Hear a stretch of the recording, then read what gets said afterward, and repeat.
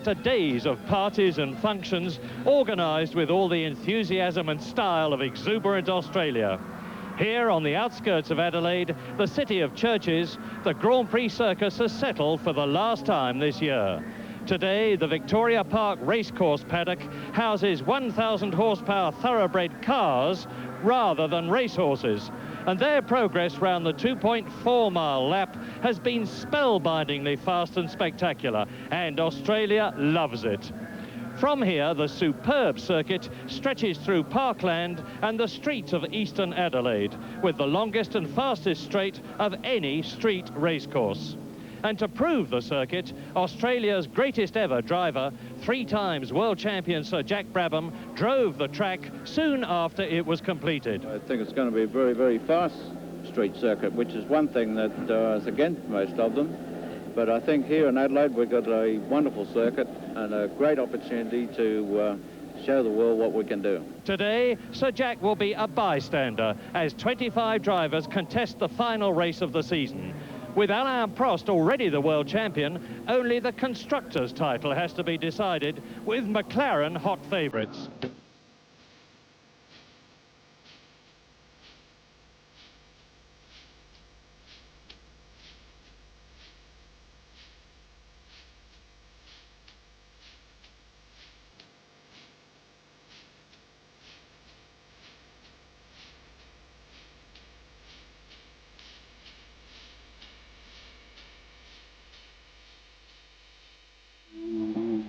Laps, 193.5 miles, 310 kilometres.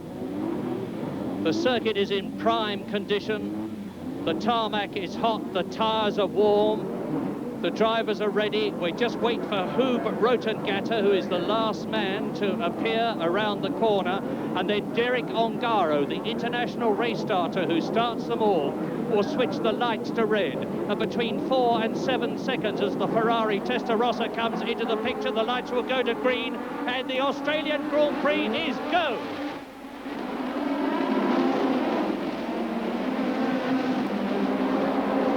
And it's a magnificent start for Nigel Mansell, but Alan Jones is left on the grid. Alan Jones has stalled his engine and has failed to start with the rest of the field, and there he is getting away. But Nigel Mansell went through from 2nd position on the grid, and now Ayrton Senna is right up with him. Keke Rosberg is 3rd, Alboreto is 4th, and off goes one of the Williams, and it looks like Keke Rosberg to me. But no, it's Nigel Mansell's gone off. Keke Rosberg is in the lead on the 1st lap. Senna is 2nd, Alboreto 3rd, Prost, then Gerhard Berger in the arrows, then Nelson Piquet. So already on the very 1st lap, one of the likely winners, Nigel Mansell, who is now in about 7th position, has lost his advantage at the start. Now they're coming up towards Stag Turn and up towards the fastest part of the course as they go down from Brewery Corner into the Decaturville Straight. Well, a very clean start. There was a certain amount of anticipation of possible trouble through the first corner, as it was such a tight corner so close to the grid, but they all got through, and then we saw Ayrton Senna really try and take Mansell by surprise, which he succeeded in doing to the extent that he got a bit scrappy up front. He tried to dive for the inside, Mansell went wide, and the two of them both slowed down, which allowed Rosberg to go through into the lead. So to complete the end of the 1st lap. There is Nigel Mansell in the pits. He's blown it. He's lost his chance of winning the Australian Grand Prix and therefore making it the hat-trick of 3 wins in a row. But his teammate Keke Rosberg can make it for Williams. Rosberg, Senna, Alboreto, Prost, Berger, Sura, Tombe, Elio De Angelis, Piquet, Cheever and Boutsen is the order. Yes, Senna will know that Prost is not far behind him, and that is Martin Brundle, slowed right down in his Tyrrell. That looks like mechanical trouble and probably the end of a day's work for Martin Brundle. Ken Tyrrell team unfortunately have had a pretty unhappy weekend, but Senna will be really keen because he knows that Alboreto is a potential hold-up for Prost. The Ferrari is powerful and it's very difficult for Prost to pass, and it will hold him up. So Senna would like that these first four look pretty evenly matched, and there's plenty not far behind them with Berger and Piquet right there. Lap 4, Keke Rosberg, Senna, Alboreto, Prost, Berger. Now, in terms of British drivers, Derek Warwick is in 12th position, Martin Brundle is in 15th place, Nigel Mansell is into the pits, but it's Rosberg, the man who, and now Mansell has retired. You saw the Englishman in the pits there. He's out of the race, hard luck for him, but his teammate Keke Rosberg now, and Mansell's problem was gearbox. Mansell's problem was the gearbox that brought him into the pits. And now, look, Senna is right up with Keke Rosberg, who looks calmly into his mirrors and sees the Brazilian right behind him, with Alboreto still third and in sight.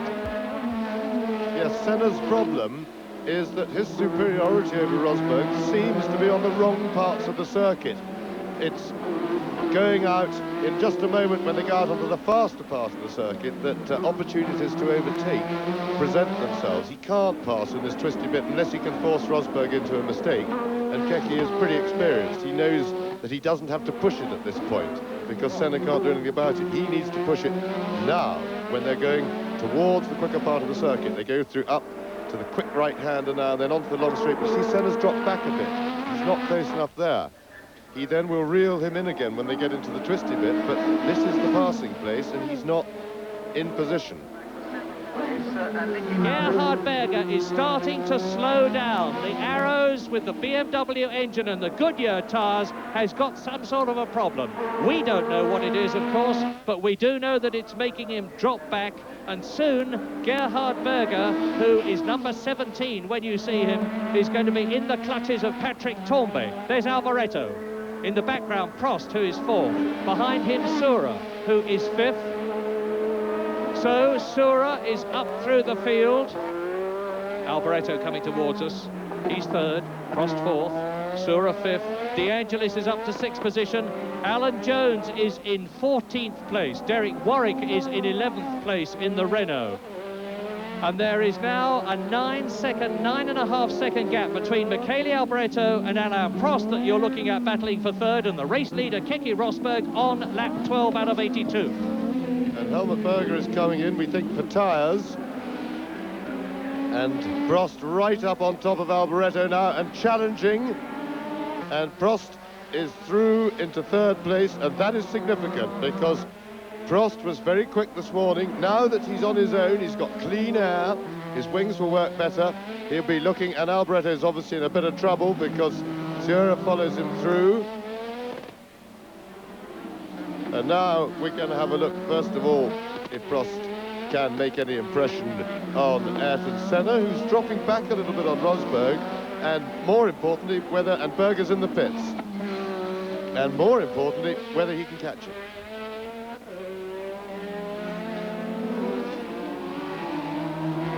We've just had a flash from race control that Elio De Angelis is about to be shown the black flag. He's in 5th position. He's going to be shown the black flag, which will almost certainly mean disqualification for starting in the wrong grid position. Elio De Angelis was supposed to start 10th on the grid. I didn't physically check where he was. I took it for granted he would be in the right place. Apparently he wasn't, and he's going to be black flagged. And the last time that happened was at Silverstone, and a furious Elio De Angelis got out of his car after having had a heated conversation with Robert Langford of the RAC and stalked away from it and left it in the middle of the pit lane. Let's hope he doesn't do that this time. So we are on lap 14 out of 82. It's still Keke. There is De Angelis. Now let's watch and see what happens. Elio De Angelis should be seeing the black flag. I'm watching De Angelis going round with one eye on the monitor and the other, and this is difficult, watching the flag marshals at the start to see that black flag and the number 11 go out. So De Angelis coming up towards the end of the lap, and Alan Jones is storming for Australia. Alan is up into 9th position now. It looks as though the Beatrice and the Hart have really got it all together. But now De Angelis is on his way down to Decaturville Straight, and we'll see whether he comes in. There's tremendous stuff going on down the field a little bit from Alan Jones, because they were planning to run pretty low boost on their engine, There's Prost in third place with Shearer hounding him. He's not even getting away from Mark Shearer. He is at the moment some 14 seconds behind Keke Rosberg. We'll have a look to see if that gap is changing. There is Rosberg. And not only is Jones charging through the field, but the old veteran Niki Lauda in his last Grand Prix is doing the same thing. He is 7th. Lap 15. Rosberg leads. Senna 2nd. Prost 3rd. Shearer 4th. De Angelis was 5th, but is now into the pits. So up to 5th position will come Piquet, which means both the Brabhams are in the top 6. Behind Piquet, Niki Lauda, and then behind Niki Lauda is Alan Jones. And there is Nelson Piquet out of the Australian Grand Prix. Nelson Piquet has finished his last race for Brabham on foot. Tambay with one of the Ligiers in front of him. French driver in the Renault chasing a French driver in the Ligier, and the French driver is either Jacques Lafitte or Philippe Streff. Straight past him goes Tambay. Tambay now has got ahead of him. He's passed, it was Philippe Streff, and now Tambay is catching Alboreto in the Ferrari. And that was a marvellous view of an outbraking manoeuvre. Tambay was closing on him on the straight, got himself into position, went for the inside and jumped him. And there is De Angelis into the pits. Yes, and he's been a naughty boy because he's been 4 laps he stayed out there with ignoring the black flag, and I strongly suspect he's heaping a little bit of trouble on his own head. So there may be a big naughty boy affair for De Angelis, and I have to say I do sympathise with him. Out of the car he gets. Now, I don't know whether that's problems or because he just decides I've had enough. That's it, finish, out. So, Alan Jones now into the pits. What a pity. He was in 7th place. Alan Jones within a whisk. No, he shakes his head, sadly. He must be absolutely dejected because it looks as though he feels his race is finished. And Prost, we've just had a message that Prost is in trouble.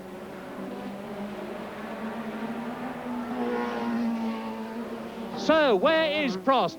The answer is that Prost is there. Look at this. Prost has blown it. Alain Prost has blown the TAG engine or the turbo in the McLaren into the pits. That's the world champion. He was 3rd. That means to say that Mark Shearer goes back up to 3rd position. Now, and Senna is right with Rosberg. 1.72 seconds is the gap on lap 33. Now we're going to see a battle royal, because Rosberg will know that Senna is there. He will have had a signal. He may have even been told on the radio. And his problem is that he's got to get past Warwick, which he's done. He's then got to get ahead of the car in front of him, which is Boutsen, and keep Senna back at the same time. That wide slide there by Senna was a bit of inexperience. He's pretty complete, but it just shows the terrifying prospect for the opposition that the best of Senna is still to come. He attacked when he shouldn't have done then, slid wide, lost a bit of time, done no harm of course, but it was just an unnecessary mistake, and it was attacking at the wrong moment because he couldn't pass the Renault at that particular point. However, he's lining up to get past him. He may be able to come at them on the brakes here at the end of the straight. He's got one. He's got the arrows as well. So Senna has cleared the problem, and he now has only Rosberg to deal with in the immediate future. Jackie Stewart, who's forgotten more about Grand Prix racing than most of us know, said yesterday that in his opinion, Ayrton Senna was about 2 years off his prime. If that's so, it's a pretty terrifying prospect for all the rest of them. And the gap now, which is almost visual, is 1 3/4 seconds. That's the man who's in 2nd place, Senna. Mark Shearer is still there, but 28 seconds behind the leader in 3rd position. Niki Lauda is 4th. Alboreto is 5th. Streff is 6th. And now the leader, Keke Rosberg, has lapped everybody up to Philippe Streff, who is in 6th position. And that's a superb performance by the Frenchman.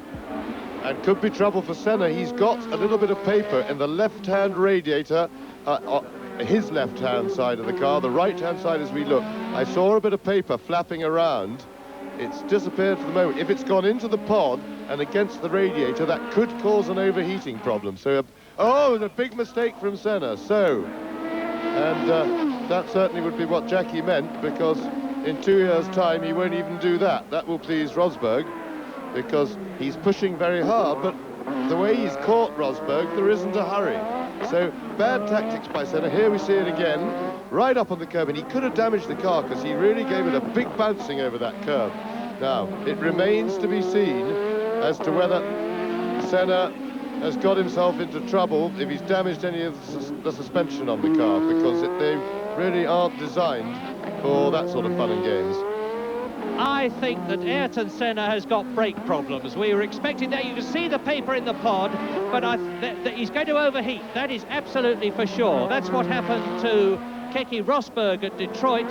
He had to come in and have the paper removed from the pod, which was blocking the radiator, but still, of course, won the race. But I think Senna's got brake problems. I think that's why he overshot. I don't think it was a driver error. He's got these carbon fiber disc brakes, and they're less likely to last than the steel ones. Yes, this is where radio communication can help you if you've got it, because in Senna's case, there's a very, very good chance that he won't know that piece of paper's in there. Now you get a feel for the acceleration of the car as we look down on them, and now boosting it up onto the main straight and getting up to 300 kilometers an hour, which the helicopter can't even keep up with. You see him going away from the chopper. It's Boutsen. That is Thierry Boutsen walking in, and heaven be praised, he is obviously perfectly all right, but is very much out of the race. Look at this, we're back with the battle for the lead on lap 40, which is 1 lap short of half distance. Now, Senna is now confronted with the same problem that he had in the opening laps when he was climbing on the back of Rosberg's car and trying to get past him, but not really looking as if he was going to. But he has a bit of a hope here, because with Alboreto in front of the pair of them, he may just be able to hold Rosberg up enough to give Senna a chance to try and jump him. It's always an opportunity to know, but Alboreto, experienced driver that he is, has pulled out of the way, and he's pulled back in front of Senna, and Senna won't be pleased with that. Senna, uncharacteristically for him, that was no need for that to make the mistake. He pushed hard. He could see Alboreto wasn't going to be kind, and Senna was scrappy on Friday in qualifying, and in fact overdrove, if I can use that term, meaning that he tried too hard, was throwing the car around too much, and didn't get the fastest practice time, albeit only by 1,000th of a second behind Rosberg, but he was expected to. He was better yesterday in qualifying, but he's been uncharacteristically forceful in what, after all, is a long race, and forceful tactics in Grand Prix racing, particularly on street circuits, don't usually pay dividends. So Senna's driving has been a little bit scrappy, but that's why Jackie says he's got another 2 years before he's going to reach his peak, and that is true. He will, I can't see these sort of lumps of inexperience coming out in the future, but he's learning. He'll learn from this. He'll be able to look at his race afterwards and see that his forcefulness was possibly causing him trouble. I think he'd be better off if he'd driven just more quietly and smoothly. He would have been just as quick. Anyway, all is well. He's back on Rosberg's tail.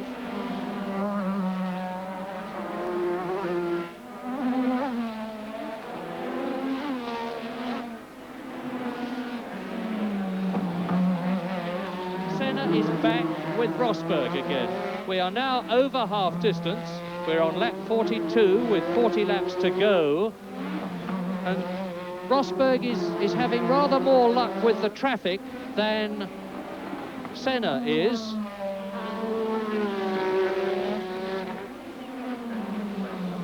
And it looks to me as though they've got Johansson in front of them now. It's another Ferrari anyway.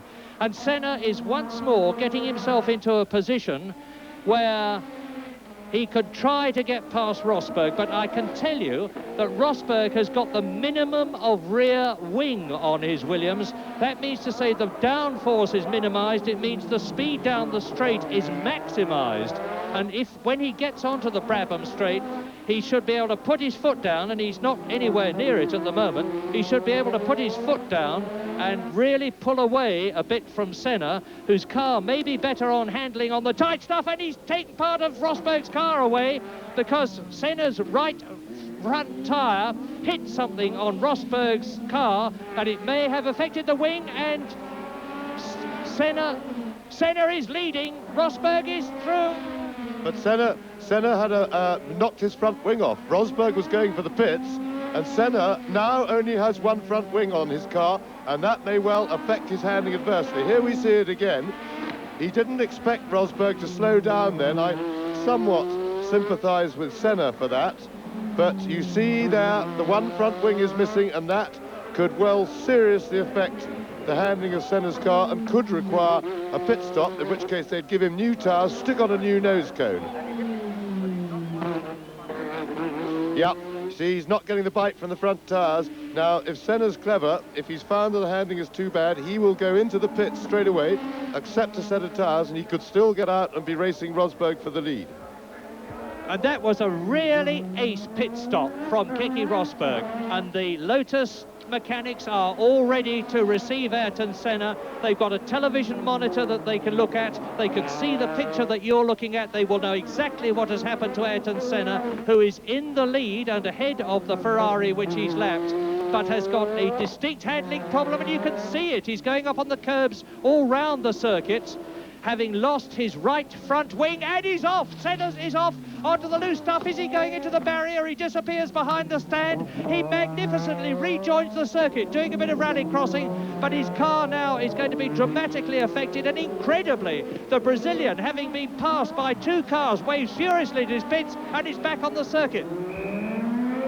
And it really is, this is bad driving by Senna. He knows he's got a handling problem with the car. He's already found that out. Here we see it again. This is just a replay of what happened. Disappears behind the grandstand and out again. But when you know you've got a handling problem, you must adjust your driving accordingly. He's leading a Grand Prix. He's now lost both wings by the look of it, and he's got to go in for a new nose. He should have been going in that lap anyway. He had no business to be staying out. That's Mark Sierra stopped, so all of a sudden lots of drama in the Australian Grand Prix at Adelaide. But Senna will now really have to lip round it. He must go for the pits. But I'm surprised. I'm surprised at the really bad thinking race that Senna is doing. Mark Sierra out of the Australian Grand Prix. So let's take a cool breath and reconsider what has happened in those superlative 2 laps. Keke Rosberg is now catching Ayrton Senna, having been into the pits to get new tyres, and Senna in the stricken JPS Lotus is about to lose the lead that he fought so hard to gain, because he's got real handling trouble with no front wing at all, and Rosberg is just going to drive past him superbly. Look at him. Senna is trying, but not good enough, and back into the lead on lap 44 goes Keke Rosberg, who lost the lead on lap 41, and into the pits comes Ayrton Senna. Now let's watch some excellent pit work. If only that chap would get out of the way. Move. So there we are, Steve Hallam, the race engineer, talking to Ayrton Senna.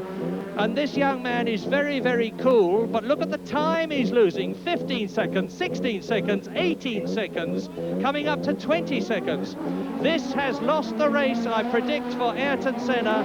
The new nose is on, and let us hope that the wing is adjusted properly and not to affect the downforce. And now Niki Lauda looks as though he is moving up. He's moved up into second place on lap 45. Rosberg leads, Lauda is in second place, and Senna is down to third.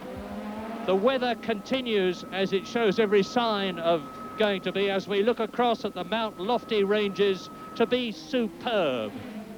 Well, can Senna do it? We must bear in mind that that new nose cone hasn't had the front wings adjusted perhaps as perfectly as the old one was. He will have been out in the half-hour session before the start of the race, making sure that the downforce angle of the wings at the front was absolutely right.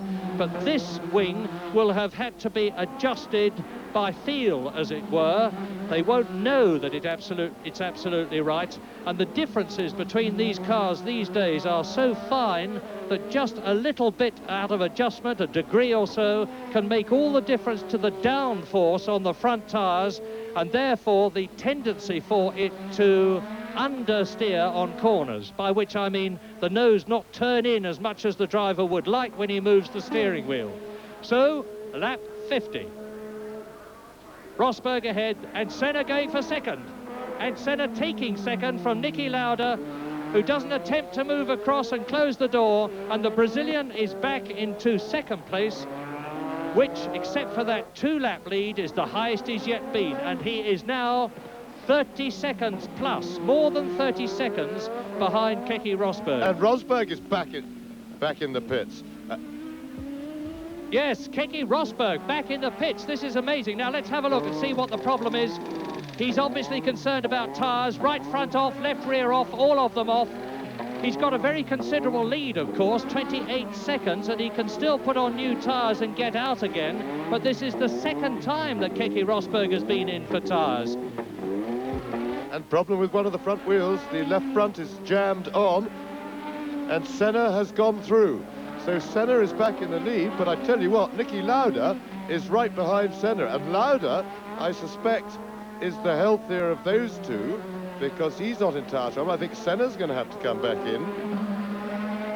There's Nelson Piquet in the pits now. Lauda is a bit close. He wants to get a slingshot. But Senna, he's better positioned than he was on the last lap, but I think he's going to be able to duck out. Yeah, here he comes. Senna's not fighting back because he knows that he's in tyre trouble, and Lauda looking supremely smooth. Of course, the other thing is Lauda can afford now to drive hard on his tyres, which the others can't because they've got that much meat off them. They don't have the same potential heat build-up. Keke Rosberg in third position on his second set of new tyres. There he is catching the new race leader, Niki Lauda. 6 cars on the first lap. Race leader, Niki Lauda, and off he goes. Niki Lauda's lost it, and he's completely smashed the front of the car, and he will reverse out because it looks to me as though he hasn't damaged the left front suspension. Let's look at it again, and let's watch Ayrton Senna. Lauda off, up onto the curbing, trying to avoid the concrete wall, but he's smashed the left suspension. Lauda is out. Well, I don't know what happened there. He may have just knocked the rear, but it almost looked as if the car snapped out of control so quickly. Something may have broken on it. And you're about to see a new leader, I think, on lap 62. Senna leading, Rosberg second, Alboreto third, Lafitte fourth, Streff fifth. In sixth position, and there he goes. Senna slows, and Rosberg goes through, and Keke Rosberg again rightly leads the Australian Grand Prix, and I think Senna's race is over. He's slowing right down. He's blown it. The turbo has gone on Ayrton Senna's Renault engine into the pits. It went at just the right point for him not to have to walk home. Alboreto is into the pits. It's all happening. Alboreto, who was in third place before, but it was in the position of becoming second had he passed the pits where Senna was stationary, is now into the pits stationary. Now, what's that going to mean? It's going to mean that Keke Rosberg leads, of course, and it's going to mean that Jacques Lafitte is up into second place. And Rosberg is into the pits again. What a race this is. Keke Rosberg, the race leader. Are we going to see Jacques Lafitte go into the lead? What is Keke Rosberg doing to his tyres? He must have some sort of shredder on the back of the Williams. The 2 cars that you're looking at in the front, Berger is 5th in the Arrows BMW. Johansson is 6th in the Ferrari. But even if Johansson won this race, it couldn't make any difference to the positions, and he's going through and taking Berger of Ferrari and McLaren in the Constructors' Championship.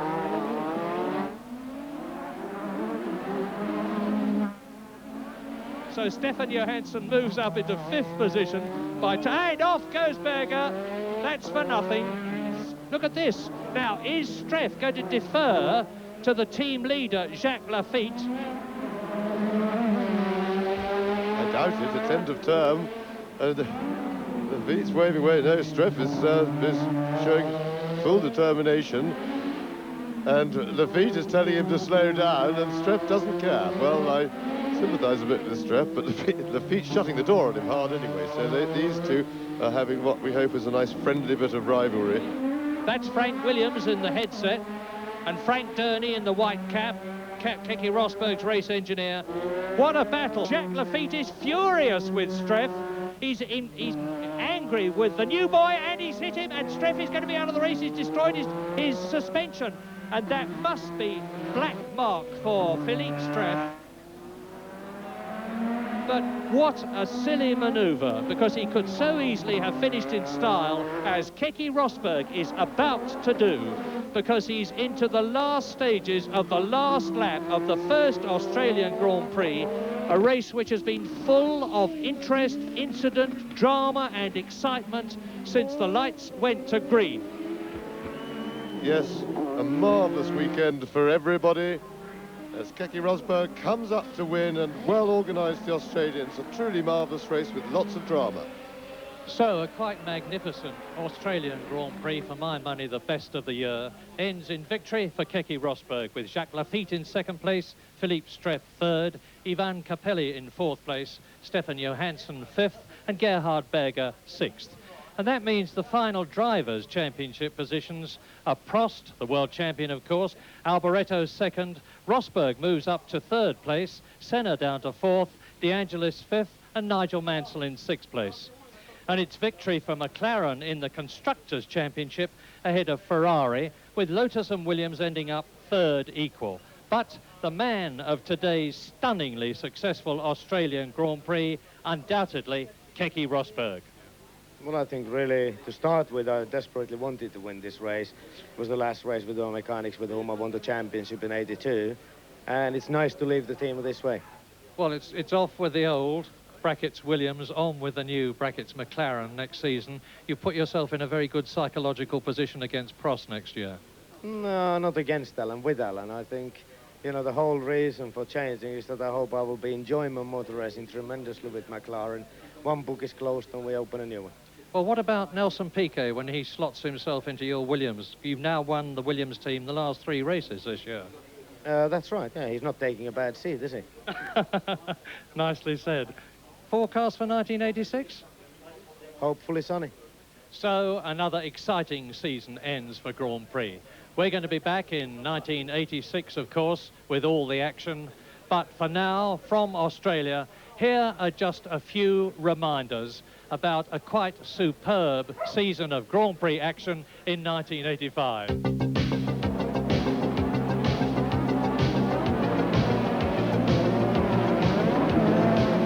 And as Alain Prost approaches the last corner, the McLaren mechanics are already ready to invade the course, and they do so to greet him home for the 8th consecutive McLaren win.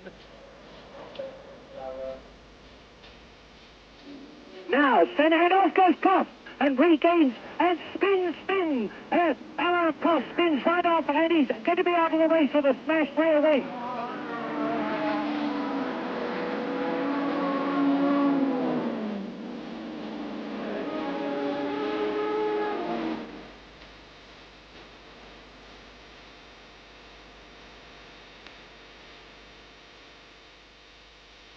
Senna's in trouble. Could be fuel. Car was good. Everything was good. I kept the tires, I kept the brakes at the beginning, and I think we ran out of fuel. And that's Johansson. Johansson's in trouble now. Johansson's in trouble. You've got that Prost that's now gone into the lead. Now, you must have known you'd taken the lead when you saw all the Ferrari fans around the course going absolutely berserk. But when did you know you got a fuel problem? About half a lap later. Prost having run out of fuel on the rundown lap.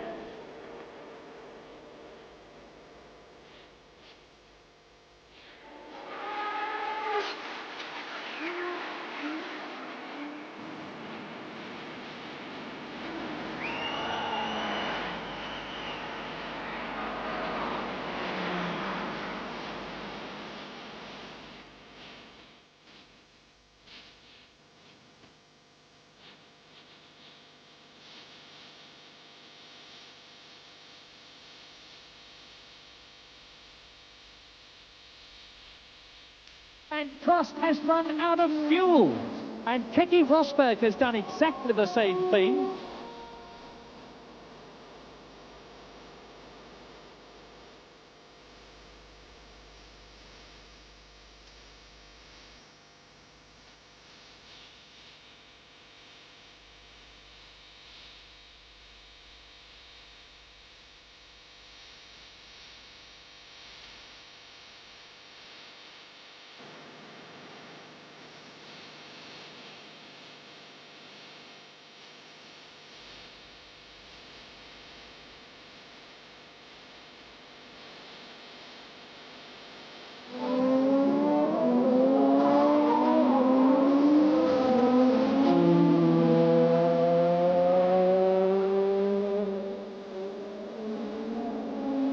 Hello for all the mums in England.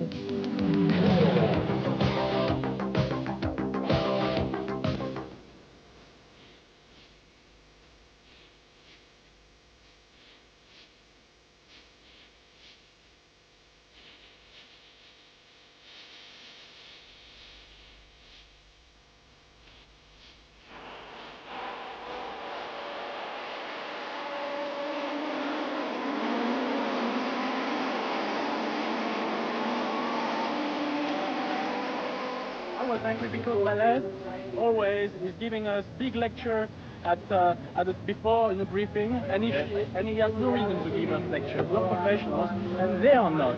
They don't understand the racing the way they should.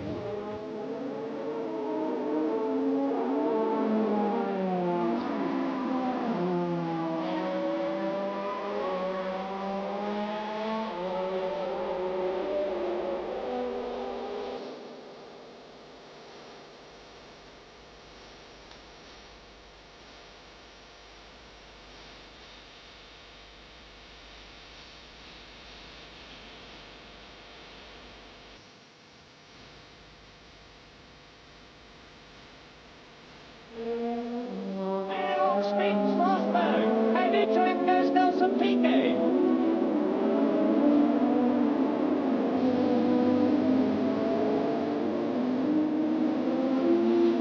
And Nigel Mansell has won the Shell Oils Grand Prix of Europe.